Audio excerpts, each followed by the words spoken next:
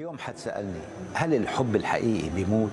جاوبت الحب الحقيقي لا بينتهي ولا بيكبر ولا بيتعب ولا بيموت.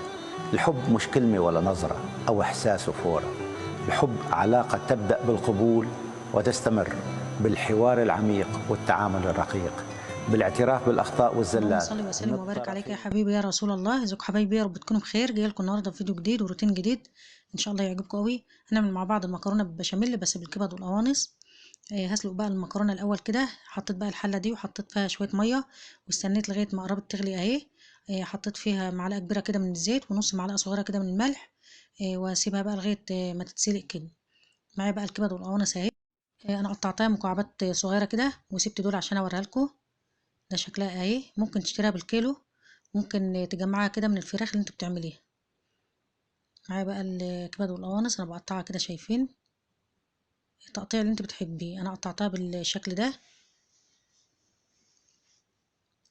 بيبقى طعمها حلو جدا وكمان تغيير، بدل ما تعملي على طول بقى المكرونه بالبشاميل باللحمه المفرومه.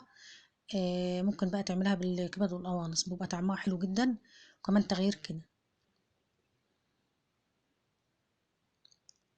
طبعا بتعملي بقى الكبد والقوانص على حسب كميه المكرونه اللي انت هتعمليها. انا هعمل كيس مكرونه 450 جرام. جهزت بقى طاسة كده على البوتاجاز وقطعت فيها بصلة حتت صغيرة كده، شايفين. وسبتها بقى لغاية ما تشوح كده وتدبل شوية، وبعد كده حطيت معلقة صغيرة كده من الثوم المهروس. بقلبهم مع بعض كده لغاية ما ريحة الثوم تطلع. شايفين؟ مش عايزة بقى الثوم يغير لونه أو يصفر أو كده. معايا هنا بقى طماطماية مقطعاها كده وفلفل أخضر. ممكن تعملها من غير طماطم وفلفل، بس أنا حطيت دول بيخلوا طعمها حلو يعني. حطيت هنا بقى التوابل، نص معلقة صغيرة كده من الملح ونص معلقة صغيرة من الكمون ونص معلقة صغيرة كده من الكزبرة الناعمة وورقتين لورا وربع معلقة صغيرة كده من جوز الطيب ناعم أنا طحناه. وأقلب بقى كله مع بعضه على نار هادية لمدة 3 دقايق كده، لغاية ما يدبلوا شوية. وبعد كده بحط بقى الكبد والقوانص، بعلي عليهم النار لغاية ما أشوح بقى الكبد والقوانص ويتغير لونها كده، يعني تاخد صدمة الأول وتنشف من المية بتاعتها. شايفين اهي. وبعد كده بهد على البوتاجاز بقى لغايه ما تستوي، لان القوانص بتاخد سوا شويه عن الكبده. الكبده بتاعه الفراخ او اي كبده ما بتاخدش سوا كتير يعني. ومعايا بقى المكرونه استوت اهي، شايفين. صفيتها بقى من الميه بتاعتها كده. هجهز بقى البشاميل. معايا حله على البوتاجاز فيها 5 معالق كبار كده من السمنه. بسيبها لغايه ما تسيح كده، واحط هنا 5 معالق كبار من الدقيق. يعني لكل معلقه كبيره دقيق معلقه كبيره كده من السمنه. على نار هادية، واقلب بقى الدقيق لغاية ما تطلع الرطوبة بتاعته. مش عايزين يغير لون ولا اي حاجة، زي ما هو كده، بس يعني بنطلع الرطوبة منه كده عشان ما يبقاش طعم الدقيق في البشاميل، عايزينه يكون مستوي كده. خلاص كده وشايفين. معايا بقى الكبد والقوانص خلاص كده استوت. طفيت على البوتاجاز. هنقل بقى البشاميل على العين الكبيرة دي شوية. حطيت هنا بقى التوابل، نص معلقة صغيرة كده من الكمون ونص معلقة صغيرة كده من الفلفل الأسمر، عشان نطلع بقى البشاميل زي اللي بتشتريه من بره بالظبط، بيبقى طعمه حلو جدا. وقلب بقى مع بعض اهو. ممكن بقى تحط للبشاميل لبن او لبن على شوربه. يعني لو هتعملي مثلا لتر لبن وعايزه تخلي نصه لبن ونص شوربه يكون افضل، لان الشوربه بتخلي طعم البشاميل حلو جدا. بس انا هحط كله لبن اهو عشان مش متوفر عندي شوربه دلوقتي يعني. احط بقى لتر لبن. انا بحطه بقى تدريجي كده واقلب على طول، لان دايما البشاميل لازم يكون ايدينا فيه عشان يفك معانا كده وما يتكتلش ويعمل كتل كده.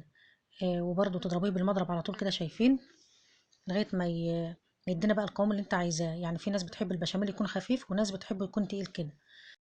قبل ما يتقل معانا بضرب بقى بيضه وعليها يعني ربع معلقه صغيره كده من الفلفل الاسمر عشان زفرت البيض. واحط نصها كده في البشاميل بس واحنا بننزلها يعني سرسوب كده.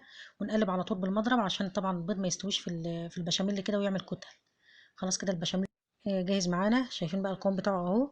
باخد شويه منه كده على المكرونه وبقلبهم كده اهو. الخطوه دي بتخلي طعم المكرونه حلو قوي. انا حاطه في البشاميل نص معلقه صغيره كده من الملح، عشان ممكن يكون انا نسيت اقول، عشان بيدوله طعم برضو كده. احط بقى شويه بشاميل برضو في ارضيه الصينيه اهي. واقسم بقى المكرونه نصين كده، نص في ارضيه الصينيه والنص هنحطه على الوش كده. هجيب بقى الكبد والقوانص واحطها برضو على المكرونه اهي. يعني طبقه مكرونه وطبقه كبد وقوانص وطبقه مكرونه وطبقه بشاميل. هفرد بقى المكرونه اهي. هنحط بقى البشاميل كده على الوش. انا بحب البشاميل يكون كتير، يعني ببقى اكتر بقى على الوش كده شايفين. وهناخد بقى نص البيضه اللي اتبقت معانا اهي ونحطها على وش الصينيه كده. هفرد بقى البيضه اهو، هدخلها بقى الفرن تحت كده لغايه ما تستوي. هي طبعا كله مستوي بس مش هتاخد وقت يعني. وبعد كده احطها تحت الشوايه تاخد بقى اللون الحلو ده. شايفين بقى الجمال؟ حاجه كده تفتح النفس. هي ما خدتش وقت طبعا عشان كله يعتبر مستوي، بس احنا بندخلها الفرن عشان كله ياخد من طعمه بعضه كده. اقطعها برضو عشان اوريها لكم اهي. شايفين بقى من جوه؟ بتستني بقى لغايه ما تبرد وبعد كده بتقطعيها. بس طبعا عشان التصوير انا مستعجله عليها وبقطعها بقى وهي سخنه. شايفين بقى الطبقات عامله ازاي والبشاميل اللي فوق عامل ازاي؟ حلو قوي. جربوها بطريقتي ان شاء الله تعجبكم جدا. نغسل بقى المواعين بقى اللي احنا وسخناها. شايفين بقى المواعين قد ايه؟ نغسل بقى المواعين دي كلها اهي عشان بقى اكمل الروتين بتاعنا. يا ريت بقى اللي يشوف قناتي لاول مره يشترك في القناه ويفعل زر الجرس عشان يوصلوا مني اشعار بكل جديد بنزله. وتعليق حلو كده عشان تشجعوني انزل لكم فيديوهات على طول. وفعلوا الفيديو باللايكات عشان يوصل لاكبر عدد من الناس عشان عيلتي تكبر بيكم. واشكر كل الناس اللي دايما بتعلق لي كده وبتشجعني انزل فيديوهات على طول. عشان تعليقاتكم دي بتشجعني بصراحه والله. والناس برضو اللي واقفه جنبي وبتشاهد لي برضو الفيديوهات والاعلانات. لقيت واحده كاتبه لي تعليق بتقول انا نفسي اشارك في مصروف البيت مع جوزي كده، ويبقى معايا مثلا فلوس خاصه بيا غير مصروف البيت. انت مثلا لو انت عايزه يبقى معاكي فلوس وعايزه مثلا تساهمي مع جوزك او تساعدي معاه وبرضه هيبقى من نفس مصروف البيت. انت ممكن تعملي لنفسك حصاله كده يعني يوميا، او على حسب ما يتوفر معاكي. 5 جنيه ممكن تحطيها، 10 جنيه. لو جنيه فضيه هتحطيه. تيجي بقى اخر الاسبوع او اخر الشهر كده تفتحي بقى الحصاله بتلاقي مبلغ وقدره يعني. على حسب طبعا ميزانيه البيت، او على حسب المصروف اللي انت بتاخديه وعلى حسب اللي انت بتقدري توفريه. اي فلوس بتيجي معاكي، اي فلوس متوفرة معاكي، 5 10 20 بتحطيها في الحصالة. بتيجي تفتحها اخر الشهر بتلاقي مبلغ بقى كويس. بتقدري انت تجيبي مثلا لنفسك اي حاجة. ممكن تساهمي برضو في مصروف البيت. ممكن تديهم لجوزك، ممكن تعملي بهم اي حاجة. طبعا ده كله هيبقى تحت علمه يعني، مش هتسمسري بقى من وراه او كده. فطبعا هيفرح بكده يعني. هيلاقيكي مثلا انت وفرتي وكمان هتحطي في مصروف البيت، هتساهمي فيه. ممكن تجيب لنفسك حاجة برضو. فده طبعا على حسب الميزانية بتاعتك انت، وعلى حسب اللي انت تقدري توفريه. اما بقى لو انت مثلا موظفة او يعني بيجي معاكي فلوس بس بتبقى ثابتة، ممكن تعملي جمعية مع اي حد برضو. بس يعني ميزة الحصالة ان انت اي حاجة متوفرة معاكي هتحطيها. ممكن ما جاش معاكي، ما توفرش معاكي، ممكن يتوفر على حسب اللي يتبقى معاكي، او على حسب اللي انت هيفضل معاكي كده. اما بقى الجمعية ده الزامية كده يعني. لازم مثلا كل اسبوع كل شهر على حسب بقى الجمعية اللي انت هتدخلي فيها، فبتبقى ملزمة بحاجة معينة. ولازم يعني زي مفروض عليكي كده، فرض عليك ان انت هتحطي كذا. هتقبضها مثلا اول واحدة تاني واحدة تالت واحدة. فدي انا ما بفضلهاش شوية يعني.